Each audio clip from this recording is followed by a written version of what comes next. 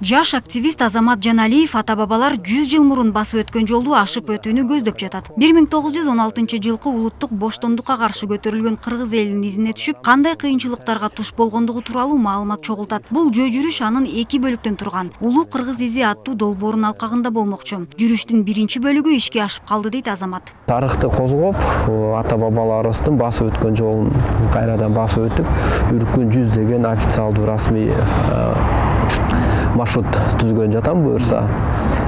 Бул долбоорго, бул этапка департамент туризми, анан ошо госагентство жаштар боюнча ошолор көбүрөөк колдоо көрсөтүп, жардам берип жатышат.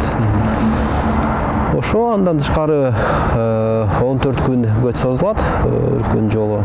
Айтмакчы, Азамат Леонардо Ди Каприонун тирүү калган тасмасындагы үзүндүнү кайталап, топоздун этинде түнөгөндү максат койду. Бул Азаматтын биринчи жүрүшү эмес. Буга чейин ал балыкчыдан Борбор калага чейин вело жүрүшкө катышып, ошондой эле 62 күндүн ичинде бүт өлкөнү кыдырып чыккан. Азырынча жаш активистке достору менен туугандары жардам беришүүдө. Ал эми Үркүн долбоорун ишке ашыруу үчүн атайын кийим-кече талап кылынат. Климат жагынан шамал, түнкүсүн -40 градуска чейин суук болот. Анан буга жакшыраак экипировка алыш керек кийим-кечелерден. Бизде ошо Кыргызстанда 1-2-3 жерде эле сатылат ошо кийим-кече.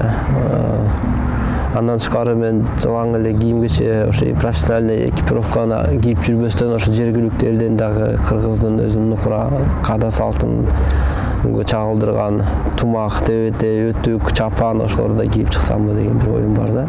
Ар бир жүрүшкө Азамат кылдаттык менен даярданат. Өзгөчө дене тарбиялык машыгуунун мааниси чоң. Болбосо кыйын кырдаалдарда жаракат алып, же суу жок абалда организми кургап кетиши ыктымал. Келерки саякат экстремалдык көрүнүштөргө гана бай болбостон, коомчулукка интеллектуалдык пайда алып келерине ишенет. Тургундардан көбүрөөк маалыматтарды алып, илгерки ата бабаларыбыз ушундай кыйын жолдорду кандай ыкмалар менен, кандай тачаал жолдор менен, кандай тажрыйбаларды колдонушкан, ошонун баардыгын тең бир жума эртерээк барып изилдеп, анализ чыгарып, анан 14 күнгө 14 программа түзөм. 14 күндүк сапардын соңунда каарманыбыз туристтер үчүн 4 тилде жол көрсөткүч жазып чыгарат. Бул өз кезегинде өлкөнүн туризм чөйрөсүнүн өнүгүшүнө салымын кошот. Белгилей кетчү нерсе, Үркүн долбоорунун 2 бөлүгүндө саякатчы башка өлкөлөрдү жөө кыдырмакчы. Асель Акматалиева, Нури Салымбаев, Адилет Марсбеков, Вести Бишкек.